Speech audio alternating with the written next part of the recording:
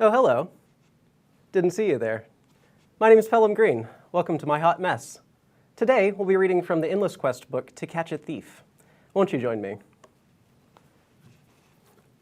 I will need your help, Twitch chat, in order to do this. So the Endless Quest books were originally produced by TSR from 1982 to 1987. They made 36 of them, and we brought them back last year. So we have the road. Thank you, Sean. Having some issues with Stream Deck getting up and going there. But yeah, basically, we're doing a storytime episode today. So welcome to my hot mess. Of course, we had some issues getting up. Wouldn't be a hot mess without it. So let us jump into everything. So basically, the way this is going to work, I'm going to read aloud from this Endless Quest book. When we get to a decision point, I will be asking the chat to pick which page we turn to continue our adventure. Sound like a plan? All right. So, we will be reading from To Catch a Thief by Matt Forbeck. Let's jump in. You little thief, the hooded noblewoman says as she leans over you, your hand caught in her vice-like grip. You finally tried to rob the wrong person, haven't you? She sounds more amused than angry, but you wonder if the luck you've relied on for most of your life has finally run out. As you gaze up at the woman staring back at you from under the cowl of her voluminous cloak, you realize you've just tried to pick the pocket of none other than Laeral Silverhand, the open Lord of Waterdeep. If you'd known, you'd have just kept walking. Maybe all the way out of the city. You cast about for a way to break free from her, but you see that the patrol from the City Watch, Waterdeep's combination local police and militia force, now has you surrounded. Their leader, a rough-looking woman with the middling rank of Civilar, makes a gesture, and two of the blades working for her race up and hold your arms tight as cold iron shackles. I didn't do anything, you say. You might as well be protesting that the half-moon shining between Waterdeep's rooftops is the noonday sun. I suppose a grimy halfling like you had your hand in Lord Silverhand's pocket to help her scratch an itch, the Civilar says with a haughty laugh. You do your best to look innocent as you give Lord Silverhand a heartfelt shrug. She seems like an incautious noble who'd wandered into the wrong part of town, and you thought you'd teach her a gentle lesson in why she should keep a better eye on her coinage. It seems she's going to be your professor tonight instead. I tripped, you say, with as much honesty as you can fake. I apologize for steadying myself on her, but surely that's no crime. With a wry smile, Lord Silverhand shakes her head at you the way a mother used to when she caught you with your hand in the cookie jar. There will be no lying your way out of this, you can tell. Haul this one off to the prison in Castle Waterdeep. The Civilar orders the men of the City Watch who surround you. And quickly, we have bigger fish to fry tonight. It strikes me, Civilar Jalso, that our little friend here could help us with that, Lord Silverhand says. She gazes into your eyes. You seem like a loyal and dutiful citizen of Waterdeep, after all, don't you? I love Waterdeep more than anything, you say, eager to please. You're not sure where she's going with this, but if it's anywhere other than jail, you're game to hear more. I had something stolen from my home tonight. I didn't have anything to do with that, you protest. I have an alibi. Or you will, if your pals back at your favorite tavern hold up to their end of your standing bargain. Don't be stupid, Jalso says. The item was stolen by members of our local Thieves Guild, of which you're clearly not a member, and it's already in the hands of their master, the Xanathar. You blanch at the mention of that name. The Xanathar is the title of the leader of Waterdeep's legendary Thieves Guild. That alone would make him dangerous enough, but the current occupant of that position is a beholder, a floating creature about a yard across with a single eye in its middle and 10 eye stalks, each of which can cast a deadly spell splayed around it. It seems you don't get to be the Xanathar without being incredibly powerful to start with. You gaze up at the open Lord of Waterdeep and swallow hard. Now you know where she's heading with this. And you need me to get it back? Silverhand nods. It's vitally important that we recover it, and we could use the help of someone embedded in the underworld, knowledgeable about its ways, but not loyal to the Xanathar. Someone like you. You eye her suspiciously. What was stolen? She purses her lips as though she is not going to tell you, and then spits it out. A baby griffin. Now we've reached our first decision point. We can do one of three things at this point. We can try to bluff our way out, refuse to help, or agree to help. Let's go to the chat. Chat, what do you think? Do we try to bluff our way out of this situation, refuse to help the Silver Hand, or agree to help?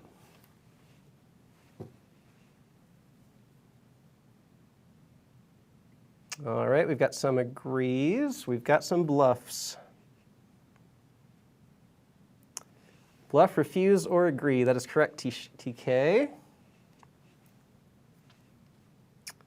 All right, I think I'm seeing more agrees than anything else, so let's try that. We will agree to help find the stolen Baby Griffin. So I'm going to turn to page 17, and we'll see what happens. A baby griffin? You try to keep the shock from your voice but fail.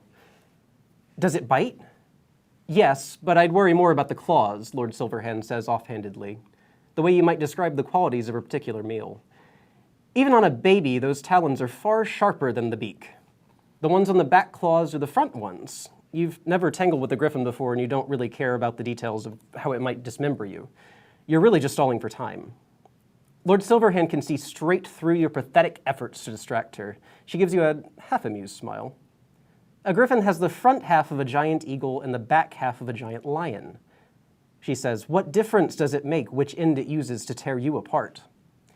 You rub your chin as if considering your decision, even though you've already made it.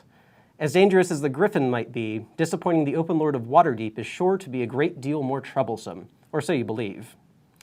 I think I can help you with that. There should be a sizable reward for the creature's return, right? The Civilar smacks you in the back of your head.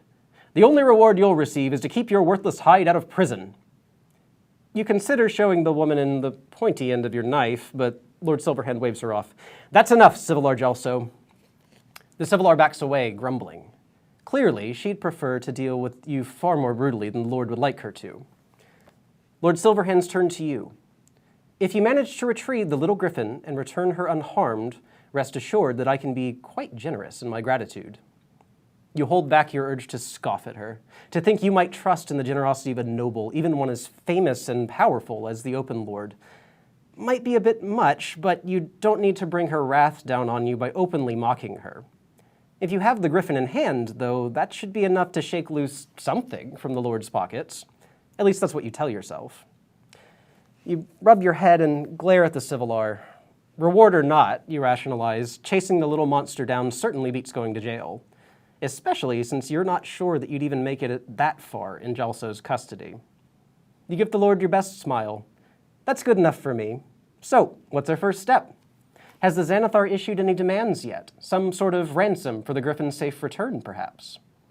Lord Silverhand shakes her head. A deep frown creases her brow. He seems bent on keeping the creature. You sigh in disappointment. So he's just going to keep the little tyke indefinitely? Seems like this problem just might take care of itself. Won't the griffin eventually grow large enough to eat him? He'll take the time to train it to be loyal to him, Gelso says. We believe he wants to raise it as a mount for one of his lieutenants. Imagine the havoc having such a creature could reach upon our populace if it was left under the Xanathar's control. You grimace as you give up on the idea that the Lord might be able to wait the thieves out. It looks like you don't have much of a choice but to help the City Watch find the griffin. At least if you want to live in Waterdeep and remain outside of one of its fine prisons. All right, you say, I'll do it. I'll find your little griffin and I'll bring it back home. But you're going to have to give me some space to work. So you can run off on us, Gelso says with a snarl. You want me to start poking around the Thieves Guild, right?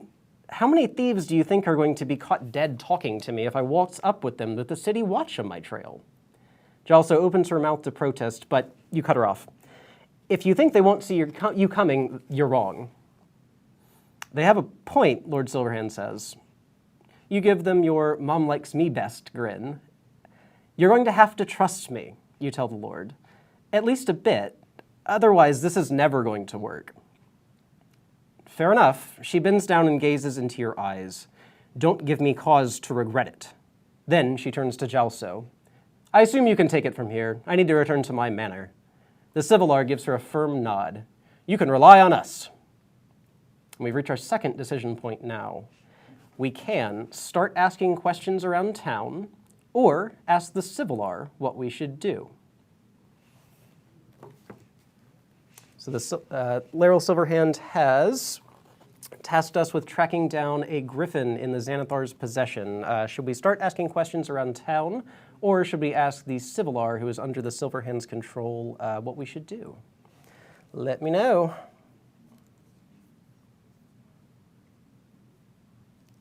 All right, we've got an ask what to do. That's sent in by Lee. Lee actually did a wonderful pancake art of me earlier today that I want to show off on stream. Thank you very much for this, Lee. This is wonderful, wonderful stuff. I have definitely peaked at this point now that I am represented by a pancake. All right, looks like we are going to ask around town. So let's cruise on over to page 26. Waterdeep's a big city, but a griffin is the kind of thing that attracts attention, even if it's only a baby. One can't exactly wander about with the beast on a leash without getting noticed. Someone has to know something about it. You take your leave of the Civilar, hoping that she doesn't have her watchers shoot you in the back as you go. She scowls at you until you disappear from her sight, making sure you know that she's never going to let you walk away from this job. No matter what you do, if you disappoint her, you'll be hunted till your last day in Waterdeep, for sure. Determined to do your best, you head down to your favorite tavern and start asking about the missing creature. The Halfway Inn is the kind of place where adventurers tend to gather, either to celebrate their latest success or to plan their next dungeon delve. You're not looking for any partners on this particular job, since no one else would be foolish enough to get wrapped up in such troubles, but adventurers are the sort of people who pay attention to things like griffins on a professional basis. If anyone in town is likely to have seen a griffin, it's them. You run into a sailor who's fresh off a buccaneer's ship that just sailed into the harbor. It's his first time on dry land since he was kidnapped out of Baldur's Gate, a gigantic city far to the south. He seems in a fine mood despite all that, probably because he's no longer on the ship. "I don't know about no griffin," he says to you. "In fact, I don't know much about this fine city of yours at all. But I was just chatting with someone who seems pretty wise about such things, if you know what I mean. Maybe he can point you in the right direction. Follow me." The sailor takes you on a winding route through the tavern, which apparently has more rooms in it than you ever knew. Eventually, he stops at a table at which sits an older man with a sharp beard and even sharper eyes. The man shakes your hand and gestures for you to take the chair next to him, then puts aside a tattered notebook in which he's been scratching away with a krill. "Hello, my new friend," the man says in a wide and friendly smile. "My name is Volathamp Gedarm, but you can call me Volo. Everyone else does." So now we're going to turn to page 22 and talk to Volo. You explain your predicament to Volo, and he listens with rapt attention, stroking his beard as you speak. When you're done, he sits back to ponder your story, and after a moment takes a long sip of his drink, then speaks. "It seems like there's been a rash of disappearances recently. Everywhere I go, people who are missing things..." Then he sits forward and slaps the table between you, causing you to jump. "The trouble, young'un, is that you're looking in the wrong place. If the Xanathar has this terrible infant you speak of in its nefarious custody, then he's sure not to leave the little tyke-up here in Waterdeep proper, where the City Watch might find it and have him at their mercy. No, a resourceful creature like the Xanathar hasn't lived this long by exposing himself to such danger. As soon as he laid hands on the beast, he would have taken it to his headquarters in Skullport." You groan at the idea of having to travel to such a dangerous place, but you instantly know that the man is right. "By all the gods, I don't want to have to venture into such a dark and dank den of villains." Volo scoffs at your fears. "It's not such a far way to go for a stalwart little one such as yourself. Adventurers manage the journey all the time, every day. After all, Skullport is merely a few levels down the very undermountain atop which this fair city was built." You know about Skullport all too well, even though you've never actually been inside it. People in Waterdeep talk about it all the time. It's the sort of place that parents use to scare their children into walking the straight and narrow. It's an entire underground city built inside of a massive cavern through which runs an underground river called the Sargauth. It's a rotten place, often literally, due to the dark and damp, filled with pirates, monsters, and worse. But you realize that Volo is correct in his estimation, no matter how much you'd rather he wasn't. If the Xanathar has the Baby Griffon, he's sure to have hauled the creature off to his headquarters in Skullport. Even the city watch would be too afraid to follow the beholder into his lair down there, which probably explains why Gelso was so eager to press you into her service rather than try to find the Xanathar on her own. Sounds dangerous, too dangerous. Turn to page 81. The den of scum and villainy it is. Turn to page 40. So, do we want to head down into Skullport or not? We can head straight in, start asking about the Xanathar's lair, or pursue another line of questioning, perhaps. Let me know what you think. TK says, dark and dank den is a very satisfying sentence. It is very hard to say out loud, though. Let's go! All right, let's head down into Skullport. Scum and villainy it is. Looks like I'm going to Skullport, you say as you bury your head in your hands. Good, Volo says, his enthusiasm undampened by your reluctance to venture into the depths below Waterdeep. Do you know how to get there? I just have to find my way through a couple levels of the dungeons buried beneath Undermountain, you groan. I might need to see if I can tag along with some adventurers headed that way. Sure, Volo laughs good-naturedly, if you want to do it the hard way. You glare up at him, and he realizes that you don't find his joke funny. My apologies, I just assumed someone with your skills would have half a dozen ways in and out of such a place, already mapped out in your head, but clearly I was mistaken. It's okay, you say as you rise to leave. I'll find a way on my own. Volo blushes and puts a hand out to stop you. Have you heard of the Yawning Portal? It's an inn not too far from here, in the castle ward, and it features a passage into the dungeon's upper levels. You know this. In fact, almost everyone in Waterdeep knows this. I've used it before, you say, but it's hardly a direct route to Skullport. Of course not, Volo says, but there's another place around the corner from there that has just such a route, though it's not for the timid, I'm afraid. Heartened to hear that you might not have to brave the Undermountain to reach your goal, you slap a hand on the table in front of the man. Just tell me where it is. Shortly, you find yourself standing in a night-black alley, handing a gold piece to a hooded man who stares at you with bulging, unblinking eyes. You can swim, he asks. Unsure why he wants to know, you nod, although you get the feeling he'd take your money whether you would sink like a stone or not. He bites your coin to verify its worth, then opens a hatch set into the wall at the end of the alley, beyond which you see nothing but darkness. In you go. You step up to the edge of the hatch, then hesitantly turn to ask the man a question. But before you can get out a single word, he boots you into the shaft beyond. The shaft is angled and greased with something you'd rather not think about. You slide down the twisting and turning shaft for what seems like forever. Just when you begin to wonder if you should try to put a stop to your descent and claw your way back up to demand a refund, you reach the bottom of the slide and tumble into the open. You plummet through the air and splash into the dark waters of the Saugauth. Spluttering and chilled but unharmed, you swim toward the lights on the shore as fast as your arms and legs will take you. As you near a dock, you spy two groups of people watching you approach.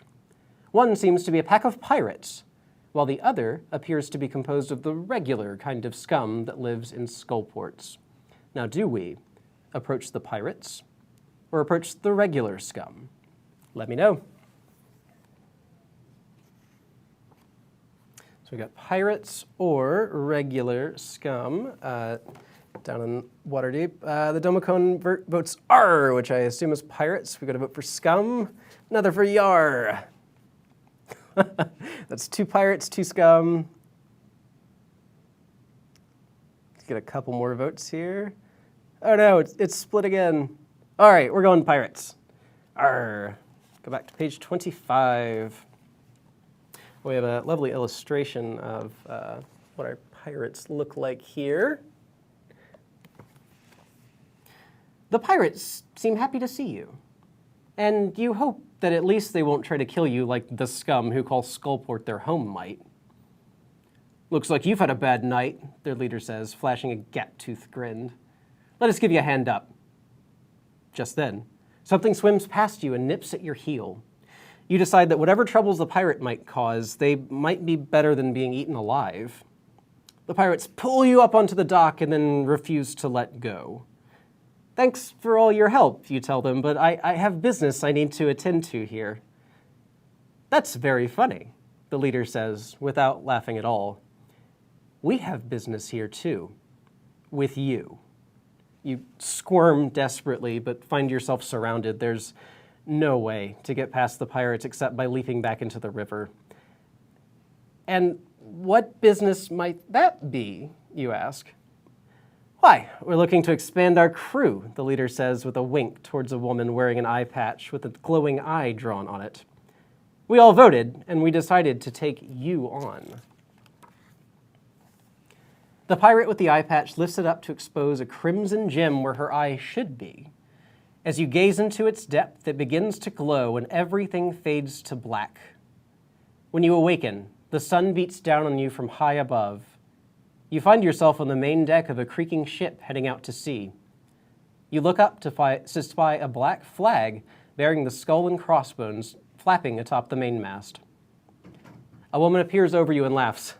Welcome to the Molly Roger. You picked a smashing day to join our crew. How's that? You crawl to a nearby railing and spot a smaller ship off the starboard bow. It's trying to flee from your ship and failing. The woman leans down and whispers into your ear. Because you're about to see what pirate life is really like. The end. So it looks like joining the pirates maybe wasn't in our best interests. So why don't we go back a little bit from when we emerged in the Sargouth under Skullport. Let's approach the regular Scum this time instead. See if we can make a little more headway in the book. You swim for the group of locals, and they reach down and haul you out of the river before the current drags you away.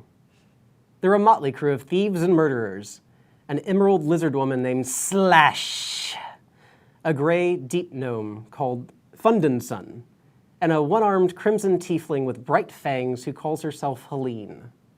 Despite their appearances, they seem friendly enough.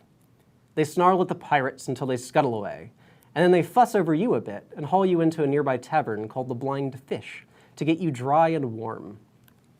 Once you're feeling a little better, you start peppering your new friends with questions about the Xanathar and his possible involvement with the disappearance of a baby griffin from a certain lord's estate up above.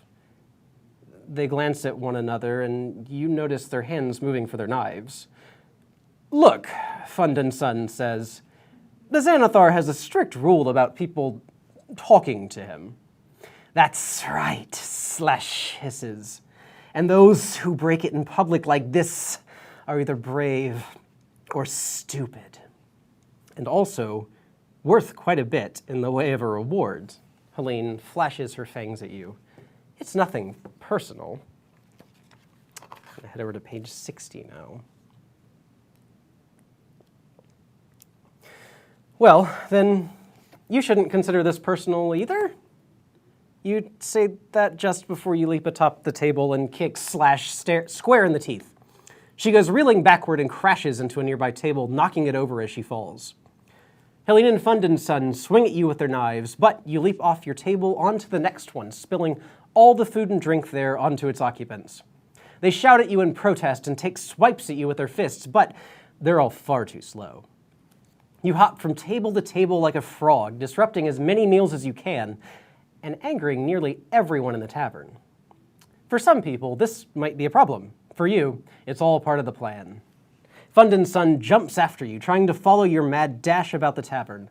One of the annoyed patrons grabs him and slams him to the table, pinning him there against the spilled drinks. Helene charges alongside the tables instead, staying away from the angry patrons, but she can't quite keep up with you. You finally reach the bar and leap over it to hide. She tries to follow, but the bartender sees her coming. He stops her cold with a short club he waves in her face. Help! You scream at the top of your lungs. Those three are traitors to the Thieves Guild. They were asking questions about the Xanathar. What? Helene cries as the bartender takes a swing at her with his club and narrowly misses. That's not true at all. You're lying. You peer over the top of the bar, happy that it's between you and Helene, and scoff at her. How dare you say such things about me? I'm a thief, not a liar. The other patrons in the tavern don't seem to care who's telling the truth. I say we take them in for the reward, one man says. All of them. Maybe bringing up the Xanathar again wasn't such a great idea, you think, but it's too late now. Rather than having just 3 people after you, you now have to face down the entire bar. Those are not good odds, but they weren't much better before. The bartender, a white-bearded orc with a patch over one eye, turns his attention to you, and you try to scoot between his legs. He grabs you before you make it too far, and he hoists you up in front of him so he can look you right in the eye. "What's a morsel like you doing here?" he asks with a vicious laugh. You spit in his good eye and bite his thumb, hard. When the bartender lets you go, howling in pain, you clamber back atop the bar and spy a window you might be able to leap through. Now, we can go for the window, or we never turn our backs on a fight. So do we go for the window, try to escape the bar, or try to fight literally an entire bar? Let me know, chat.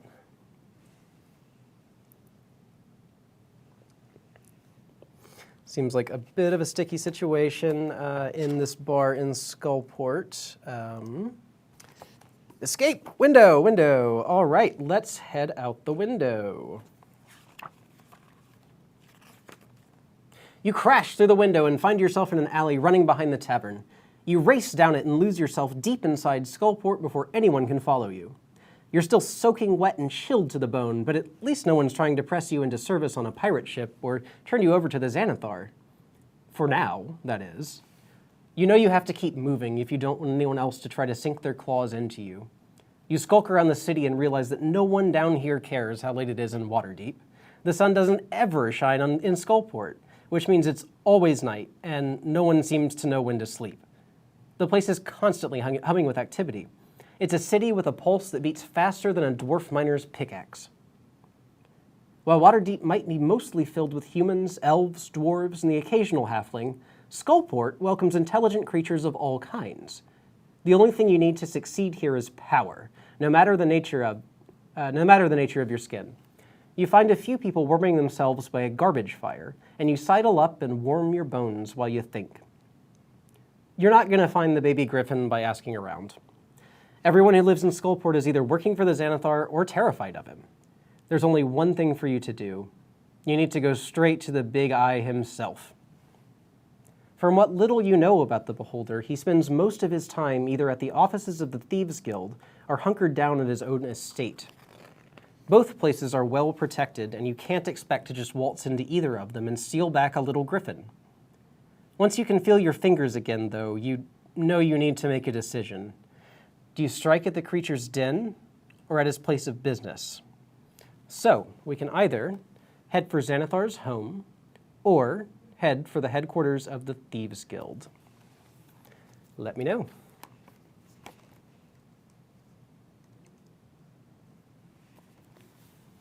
Looks like home. Gotta vote for Xanathar's home.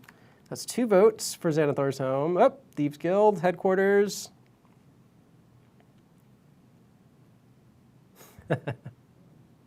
All right, looks like we are heading to the Thieves Guild headquarters. Just gonna go ahead and use a trick with these books, which is put your finger on the last page in case we've made a wrong decision. You decide to make your way over to the Thieves Guild and see if you can spot the one-eyed floating beast there, and maybe the poor little griffin he's supposedly stolen. The building that houses the guild sits in a surprisingly decent part of town for how much crime runs through it. It seems that, at least in Skullport, crime pays rather well, and no one's about to question how brazenly well it does. You stake the place out for a bit, but you don't see any signs of a beholder floating into or out of the place. Mind flayers? Check. Dark elves? Check. Even a trio of kobolds looking for trouble, but no one that looks anything like the Xanathar. You start to wonder if the Beholder was somehow dethroned. Could there be a new Xanathar in town? One who has legs? Your feet are starting to get sore when you feel something sharp poke between your ribs. "Don't move," a voice orders in your ear. You didn't get to live this long by not listening to people with a knife in your side. You freeze and wait for further instructions. "What are you doing here?" the voice asks.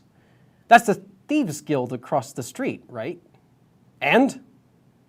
You decide that whoever has you at their mercy doesn't need the whole truth of the matter. I thought maybe I'd like to join. Are you a thief? That would seem a bit obvious, but you don't wish to argue the point. You give your questioner a firm nod. Then you don't have much of a choice. You either join the Thieves Guild or you leave. Then I suppose I'll leave? You try to turn around, but the knife digs further between your ribs. It's too late for that, I'm afraid, the person tells you. Don't tell me it's too late to join as well. That's up to you. You always have choices, as long as you still draw breath. Are you willing to pledge your life to the Thieves Guild? Of course, you say. If that's what it takes to keep breathing, I'm all for it. You feel the knife slide all the way between your ribs and find your heart. That's too bad. Your killer drawls in your ear. I'm part of the Assassins Guild. The end. Let's go back one decision point there where we could have gone for the Xanathar's home, and let's head there instead. Hopefully we will not meet such a grisly end. All right. It takes you a while to find the Xanathar's home, mostly because you don't want to ask anyone where it is for fear of getting yourself in trouble again. It seems like the creature's very name is poison in this town, at least for anyone working outside of the Thieves Guild. There are only so many well-appointed houses in Skullport, though, so it doesn't take you too long to narrow down which ones are sufficiently swanky enough to belong to someone powerful enough to run the largest criminal organization in town. You skulk around the dark streets and alleys in the finest neighborhood in Skullport, peering through various windows at their occupants until you spot a gigantic eyeball floating around inside of one of the largest homes. You find yourself a quiet spot across the street and sit tight. You wait until it seems as if everyone in the Xanathar's mansion has gone to bed, and then you slip through an open window into a pitch-black room. You let your eyes adjust to the darkness before you venture farther. Now, where would I hide a baby griffin, is what you're thinking when you see a large pair of wings fluttering on the other side of the room. You realize that it's the baby griffin, and it's moving in its sleep. You slink over to snatch up the little critter and run for it, but before you get halfway there, the lights in the room flare to life. You find yourself standing in the center of a wood-paneled office with polished marbled floors. The Xanathar himself is in the room with you, floating over from the corner in which he was lying in wait. "Welcome to my home, thief," the beholder says. You open your mouth to explain yourself, but he cuts you off with a bitter chuckle. "You think I'm so stupid that I wouldn't expect the City Watch to send someone down here to find me? The only problem is I'm a wee bit insulted they only just sent one person, and a lowly halfling at that. Just don't hurt it," you say about the baby griffin. The beholder laughs. "I got no reason to harm a feather on its head. I'm going to treat it better than I treat my own ungrateful offspring. We're going to be best friends." He gestures toward the still sleeping young griffin. "I could sell this critter back to Lord Silverhand, but what would I get out of it? A sack of gold? A favor from the Lord? Ha!" He reaches over with one of his eye stalks and caresses the crest of the griffin's neck. "Now, I hold on to it, train it, so one of my lieutenants can ride it. That's 2 points in my favor. Not only do I keep the Open Lord of Waterdeep from having a griffin mount, I get to use the critter for the Thieves Guild instead." "Smart," you say grudgingly. "I like you, kid," the beholder says. "You got guts coming into my house like this. So I'm going to give you a choice. You can join my little operation, or you can die." He narrows all 11 of his eyes at you. "What's it going to be?" Now, it may seem like we have 2 choices here, but we actually have 3 as presented in the book. We can join the Thieves Guild, we can attack the Xanathar, or we can save the Griffin. Which do you think we should do? We can join the Thieves Guild, attack the Xanathar, or save the Griffin. Gotta vote for Save the Good Boy. Save the baby, save. All right, let's save a griffin. You fake a coughing fit to hawk up as much phlegm as you can manage, and the Xanathar creeps closer to you. You wonder if you'd been better off if you managed to choke to death here and now. It might be better than going through with what you had planned. You don't see any better options, though, and you steel yourself for what you must do. When the Xanathar floats lower to peer at you, you stand up and spit straight in his central eye. Lots of eye spitting in this adventure. As the beholder squawks in outrage, using his eye stalks to wipe his gigantic eye clean, you dash toward the sleeping griffin and gather it in your arms. Unfortunately, this startles the young griffin awake, and it flings its wings wide. This movement knocks over a nearby lantern, spraying flaming oil all over the Xanathar's office. This sets the beholder's desk on fire, and he backs away from it and screams for help to put the flame out. You need to leave before anyone arrives to fight the fire. If the Xanathar somehow survives this, he's sure to take his pains out on you. You better get a grip on the griffin, holding it around. You get a better grip on the griffin, holding it around its middle, despite all its squawking, and look for a way out. At the moment, anything will do. You charge towards the nearest window and leap through it, unaware that it looks out over a several-story drop. As you fall toward your death, the griffin unfurls its wings and begins desperately flapping as hard as it can. The little griffin's efforts only slow your descent at first, but as you dangle below the beast, you shout at it to try harder. It replies by glaring down at you and unleashing an ear-splitting screech. By now, you made it out over the river, and half the town is staring up at you. Rather than let the griffin shake you off, you clamber up its lion-like leg and sit squarely on its back, right between its wings. Please, you shout at it, begging it to take mercy on you. I'm here to save you. The griffin bends its neck all the way back around to stare at you with its eagle eyes, and you freeze, unsure what it might do next. You reach out with a tentative hand and give the griffin a reassuring stroke between its ears. It draws in a large breath, and you prepare for it to bite you in half with its vicious beak. Then the beast lets out a relieved sigh instead. You can't help but follow suit. You guide the griffin back toward the hole through which you fell into the Sargouth, high in the cavern. It's hard to find it in the darkness, but eventually you locate the hole and coax the creature into zooming up it. A few terrifying moments later, you find yourself bursting through the hatchway you were pushed down, startling the hooded man who'd been snoring nearby. You nudge the griffin up into the open sky, and the creature climbs so high that you can see all of Waterdeep spread out beneath you. A few lights flicker here and there in the pre-dawn darkness. Now, we can either bring the griffin to the Lord or flee town. We can bring the griffin to the open Lord of Waterdeep, the mission we were originally tasked with doing, or take our chances, flee town, steal a griffin. What do we think? All right, lots of votes for flee already. All right, so the silver hand is not getting the griffin. Let's take a look at, we have an illustration of our good boy flying over the streets of Waterdeep with the good boy. As the young griffin circles above the city, you guide it north, and it gives in to your wishes. You have cousins that live near Baldur's Gate, and with any luck, they'll welcome you with open arms. By midday, the griffin tires and insists on landing. You're nervous about setting down in the open, but you don't see how you have much of a choice.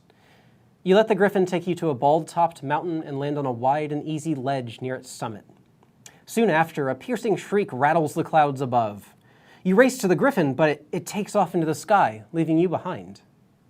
A moment later, the buffeting wind from a gigantic set of wings hits you with the force of a hurricane and knocks you to your knees. Once the wind subsides, something blots out the midday sun. You glance up to see a pair of wings stretched wide overhead. You cheer, thinking that the baby griffin is back to save you. When the creature above you lands, though, the earth shudders, and you realize that this griffin is much larger than the one you came here with. You scramble backwards on the seat of your pants and cast about for some means of escape from the gigantic beast.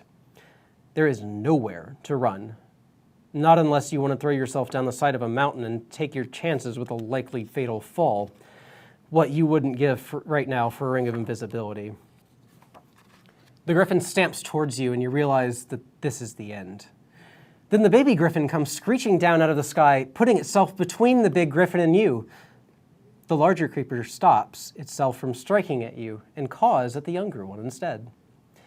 The little one leaps forward and nuzzles the big one, and the full-grown Griffin gives the smaller one a tender rub with its beak. After a moment, the two Griffins part, and the bigger creature gives you a respectful nod of its head.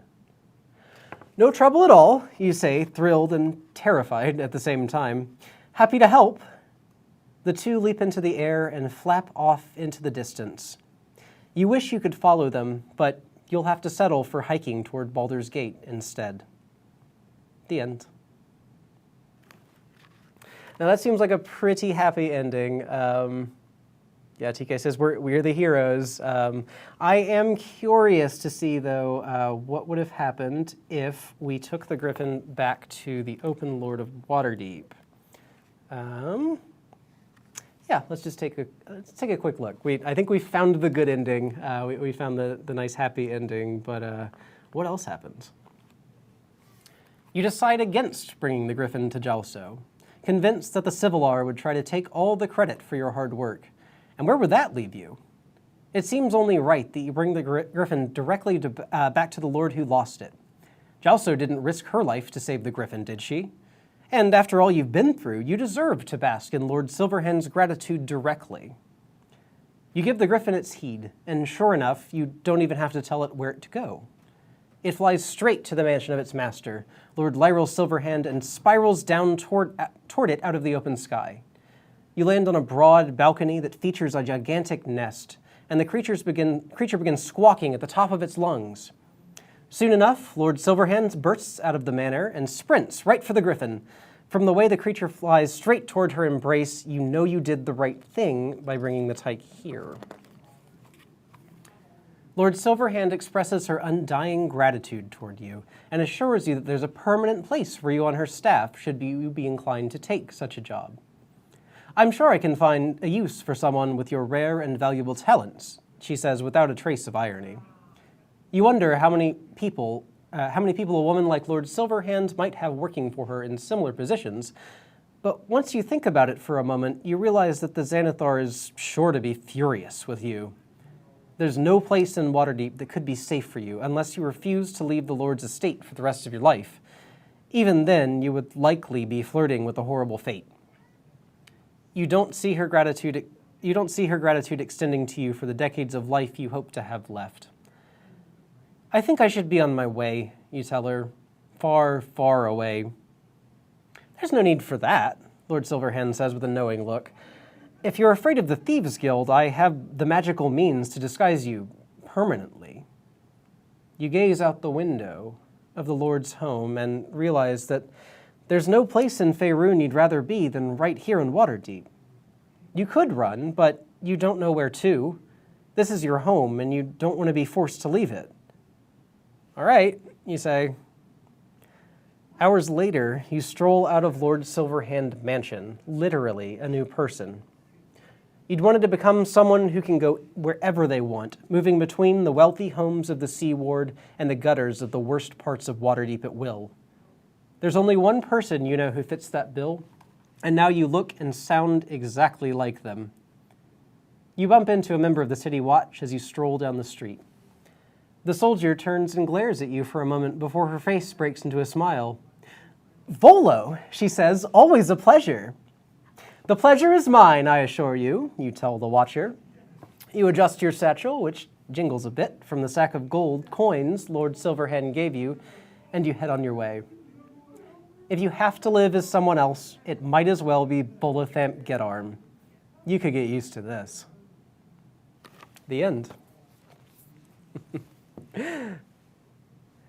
I think those are probably two of the better endings we could have found. So good picking out there. I think we made some good decisions overall, other than getting a knife to the heart, which is admittedly not ideal.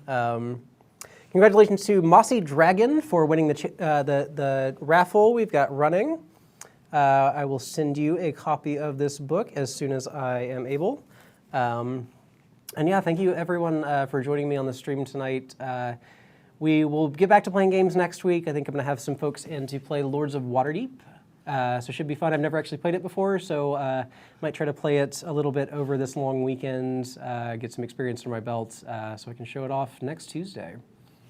Once again, thank you for joining me. I think we're going to wrap up here because I think we found the good endings. We could stumble around a bit more, but we already know what happens. So yeah, I think this was fun. There are 3 more books available in this series right now. We've got 2 more books announced in this series. There's one for the Cleric that's coming out. It's an adventure in Castle Ravenloft, which should be a lot of fun for you Barovia fans out there. We have another Thief book coming out as well, so maybe we'll get to see what happens with this Griffin in the future. Maybe it comes back and becomes some sort of friend. Anyway, thank you all for joining me. Very nice of you to stop by and stick around for story time. Yeah, we're heading into the long weekend, so it's going to be a little bit quiet on this channel for the next few days. Take care of each other, take care of yourselves, and see you next week.